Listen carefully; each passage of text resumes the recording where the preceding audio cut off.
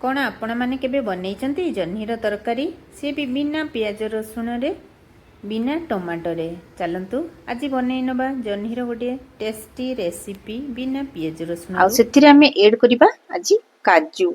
बहुत ही टेस्टी लागिवो। थरे निश्चय भाबरे एमिति मो परी ट्राई करिवे। ताले प्रथमे मु 3टी जह्नी नेइची एवं ताकू प्रथमे भलो भाबरे तार चोपा को छडै नउची।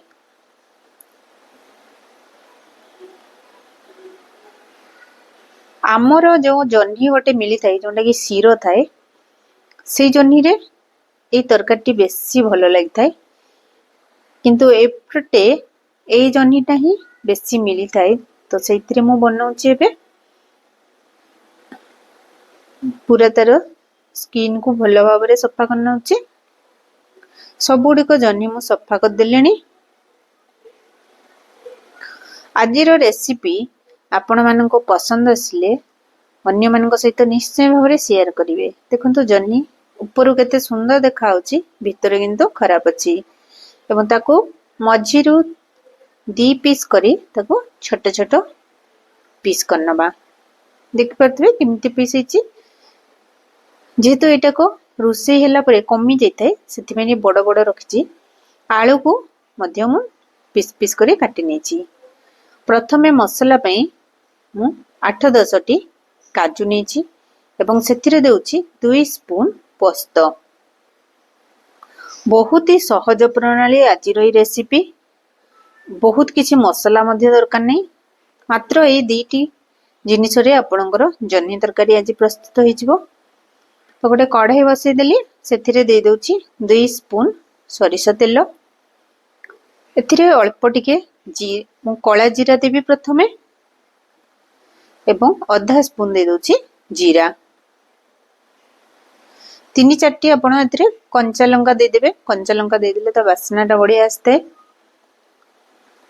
एटा टिके हमर तड़का हे गला परे आमे एथिरे प्रथमे आलू दे दबा। जेहेतु आलूटा सिझिया पे टाइम लागिवो सेति पे प्रथमे आलू को दे दबा। आलू को प्रथमे भलो भाबरे टी भाजीबा। मो एटा घोड़ौनी सेमिति आकु लूण दे दबा एबे स्वाद अनुसार ऊपर एवं न घोड़े की सेमिति टिके लाल लाल करिकी भाजी नबा। प्रथमे आलू भजा हेई आसिलानी। एबे एथिरे काटी रखिथिबा जह्नी को दे दबा। ऊपर जह्नी पई मध्य लूण दे दबा। एबे याकू भलो भाबरे मिसई नबा।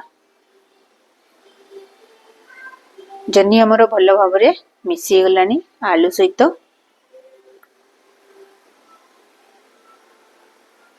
एबे मु आकू घोड़ेई की 5-6 मिनिट प्रथमे कुक करनउची, जेमिति आलू टिके हमर सिझी सिझी आसीबो।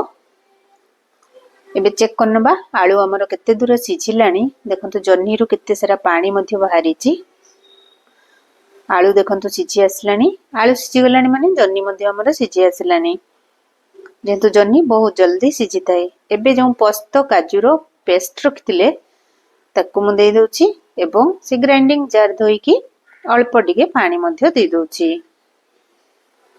केते सहज उपाय रे आजिरो जह्नी तरकारी प्रस्तुत होची। देखंतु एटा भात सहित खाइबा पई बहुत ही मस्त लागिवो।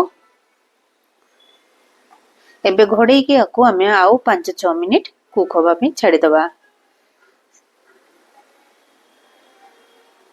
जह्नी रु हमरो केते सारा पानी बाहरची देख परतबे। ए पानी टाको आउ टिके हमें कमे दबा। एबे गैस रो फ्लेम को मु टिके हाई करिकी ए पानी टे टिके मारी दोची। टिके मखा मखा हेकी रहिले एटा भात सहित खाइबा पई मस्त लागिवो। जेहेतु हमें एथिरे हळदी किछि भी देई नै तो ऊपर मु सेति पई टिके लंका गुंड दे देली ता कलर टा टिके चेंज होबा पई। केते सुंदर देखा होची। देखंतु जह्नी काजू पोस्त हमर। एबे गरमा गरम भात सहित आपण जह्नी आलू पोस्त काजू पोस्त भी कहि परिबे ताकू सर्व करंतु। बहुत ही मजा लागिवो खाइबा पई।